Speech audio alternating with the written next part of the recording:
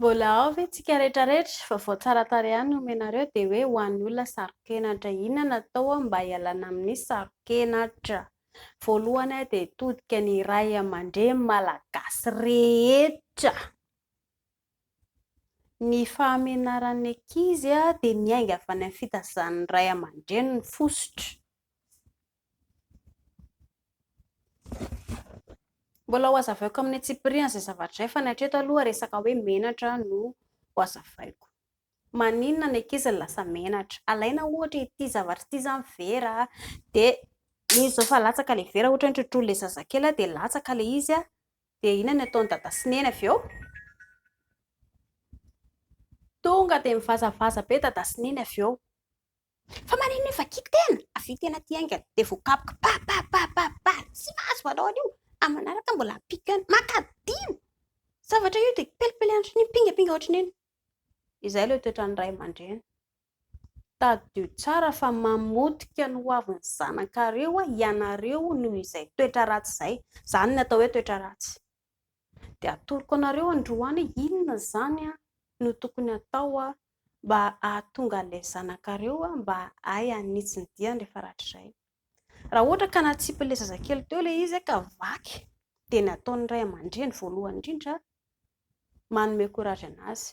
Aoka izao akia, aza manantona eo manjary vaky mandeha rantongotra ialahy fa aza manantona eo, mandeha rantongotra indrindra fa aza manantona eo. Amin'ny manaraka rehefa mitondra vera dia entina moramora dia apetraka moramora amin'ny toerana ary dia tsy mahazo mijerijery olona dia amin'ny manaraka indrindra ohatra ka hoe mbola mamaky vera dia mahazo kapoka kapohany neny kapohany dada izay dia tsy maintsy anaiky izy eniny izany tendry tsara amin'izay eniny jerevinareo tsara fa amin'izay fotoana izay ny zanakareo dia manana courage, manana fanajan-tena, manana fahaleovantena. Tena anao amin'izay amin'izay ako tena tsy azerako anga ity fa hoentiko tsara ohatran'izao ty amin'izay mba tsy latsaka intsony. Izay ilay atao hoe fianarana.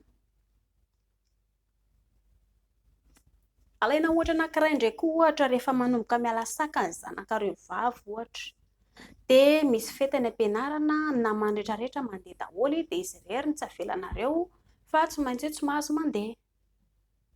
Inona ilay ankalankely any? Kiala tsisy saina ity fihinana ilay tena any e. Ankena manao raharaha ato an-trano. Neniko mety tsy mamela tsy mila mandehandeha andry. Mandany vola. Tsisy tokony handehandany andreny. Nefa ilay zanakareo mahafantatra fa manam-bola ianareo mivady. Raha ohatra moa ka hoe tena sahirana tokoa ianareo tsy maintsy mahafantatra ange ny zanakareo hoe tsy manana ny tsy ampinareo. Fa raha fantatra zanakareo manam-bola ianareo nefa terenareo tsy handeha ilay zanaka amin'izay fotoana izay izy dia tsy maintsy arary fo aloha voalohany indrindra. Malahelo izy hoe fa maninona izy tsy avelan-dadatsiny. Fieritreretiny hoe tsy tianareo ray aman-dreny ny zanany. Amin'izay fotoana izay izy dia lasa mankahala anareo. Nefa raha ny tokony ho izy dia mila manazava tsara amin'ny antsipiriany ianareo ray aman-dreny inona ny antony tsy hamelanareo anazy. Zanaka vavy izy izao akia mipetrandry eto dia ho hazavainay izay mivady ny antony tsy hamelanay andry. Antony dia ndre efa vehivavy lehibe efa maniry nono efa maniry volo hanao fety ianareo miaraka mpiara-mianatra aminareo any matahotra izay raha ohatra ka hoe miaraka amin'ny namanareo andry tsy maintsy misy kaoty tsy maintsy hoentin'ny lehilahy indray andry eo any angambony any dia ilely dia ho bevoka dia manjary menatra izay ray aman-dreny hoe tsy nahatafita andry tiana ho tafita anie indry mba ho afaka amin'ny fianarana mba hariarian'ny tokantrano mba hariarian'ny gasikara. Hazavao mazava amin'ny zanakareo tsara izany ary ho hitanareo tsara fa tsy maintsy ho tonga saina izy avy eo ohatran'ny marina tokoa ilay tenenin'ny dada sy neny. Anjarana avy eo mampiasa saina. Mieritreritra ianareo ray aman-dreny hoe zazakely eto koa dia tokony hahalala izany resaka lely izany. Aleo hazava tsara ao anatin'ny sainareo ray aman-dreny fa manomboka kilasy fahaenina, sixième dia ianarana any am-pianarana ny atao hoe lely.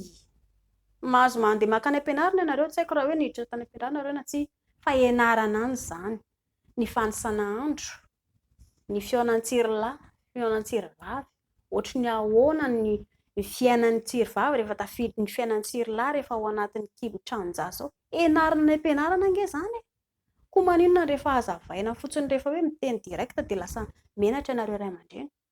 Ary ianareo ray aman-dreny ange matoa niteraka an'io zaza io dia sitraponareo ange nampahatonga ilay zazakely e. Dia izay mampatonga an'ilay tanora malagasy lasa mivoana satria izy mbola tsy ao anatin'ilay fahalalana dia lasa mandray vilana izy noho ilay ataonareo ray aman-dreny. Dia mahaiza miresaka mahitsy, tsisy maharatsy an'izany satria lalam-piainana izany. Ny ankamaroan'ny ray aman-dreny malagasy rehetra dia midona amin'ny poto daholo rehetra tao amin'ny tokantrano. Accident moa izany ilay fitenena. Bevoka tampoka madama dia tsy maintsy mivady. Dia izay ilay atahoranareo ray aman-dreny hoe ianao ohatr'izay ilay ankizy.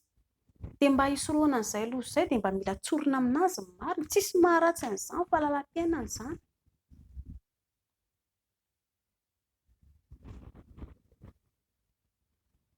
Rehefa zavainareo mazava amin'ny zanakareo ny zavatra misy dia tsy maintsy eo foana ilay courage ananany. Lasa manana tanjaka izy, lasa manana hery izy, lasa manana fahasahina izy hoe tena ohatrany tsy mety marina kay, ohatrany matahotra marina dia mita fianarana tokoa kay, tsy mety ilay izy. Lasa ao anatiny. Ilain'ny ankizy ange izany hoe courage avy amin'ny ray aman-dreny izany. Ilain'ny ankizy izany. Raha ohatra hoe andeha hanao fanadinana ny ankizy ka fanampiampona ny azony avy ao an-trano mahazo mpavararaka izy, tsisy hifantoka aminazy izany mihitsy izany atao hoe lesona izany fanadinana fa tsy maintsy hahazo zéro izy. Fa raha mahazo courage avy aminareo ray aman-dreny izy, nandrahoa sakafo tsara be kindria, courage eky fa andeha hanao fanadinana indria, mahazo bisobiso amineny aloha kia, andao kindria terineny. Raha izay nataonareo ray aman-dreny tonga dia faly be nge izy. Raha ohatra izy ka faragidany tamin'ny anatra, tonga dia ho gaga ianareo ray aman-dreny fa tonga dia nahazo première. Voninahitra ho anareo ray aman-dreny ange izany. Noho izany mahaiza miresaka mahitsy amin'ny zanaka. Tsy misy maharatsy an'izany fa lalam-piainana izany andalovantsika olombelona. Lasa manana fahasahina ny zanakareo amin'izay fotoana izay satria raha ho fanampiampona sy fanambaniana lava ny ataonareo amin'ny zanakareo na izy te hivoatra lasa menatra, lasa matahotra. Tsy mety aminahy. Raha ohatra izao misy lehilahy hoe te handeha courtship dia zatra izy efa kenakenain'ny mama ao an-trano, tsy makany lafa izao lesy io tsy mahazo mandeha any amin'ny mahalehilahy ny lehilahy dia mila tsy maintsy hoe avelanao izay sitrapony izy satria tsy inona izay ke mahalehilahy anazy. Tsy mila giazana be ao an-trano ao izy ko manina izy no azony. Indrindra moa fa ny renim-pianakaviana rehefa manana zanakalahy izy dia ampitaina be ilay lehilahy. Tadio tsara fa tsy ho lasa ho lehilahy lehibe izy rahatrizay. Lasa menatra lava dia mitehitra ny mamanay. Avy eo izy rehefa lasa pelaka eo lasa sarim-bavy dia eo indray vao gaga. Lasa sarim-bavy ilay zanaka. Ilay fitazanana eny anazy koa nge mampatonga izany. Aleo fa mbola ampiko video momba an'izay ihany koa. Dia amin'izay mba hafantatra ny ray aman-dreny. Ny fampianarana ny ankizy dia miainga vao tokantrano. Mahaiza mitsotra marina amin'ny ankizy mba handinihana ilay izy. Mampatonga ny ankizy ilay mirona lava mandeha manao sipa aingana ange tsy ampy fitiavana ato an-trano. Ny ato an-trano ny voalohan'ny fanalahidy voaloha izay vao ny any ivelany. Ka izay ny courage omen'ny ray aman-dreny dia ilain'ny ankizy amin'izay izy lasa matanjaka. Dia mba mila teny mamy sy teny fitiavana ny ankizy dia amin'izay izy mba manana courage. Raha ohatra izao misy lehilahy ka mba te hi-courtship, lasa menatra izy satria tsy inona ilay voapepy foana ao an-trano dia matahotra koa izy. Tena raha manambady amin'ity sy ity izany dia mety ohatra lasa mamanay koa izy. Ilay matahotra izany. Dia inona mampalahelo. Dia izay mila manova famindra ianareo ray aman-dreny ary indrindra fa ny tanora malagasy izay mahita an'ity video ity tsy maintsy hanambady ianareo dia fadio ny manampiampo zanaka. Izay ilay izy.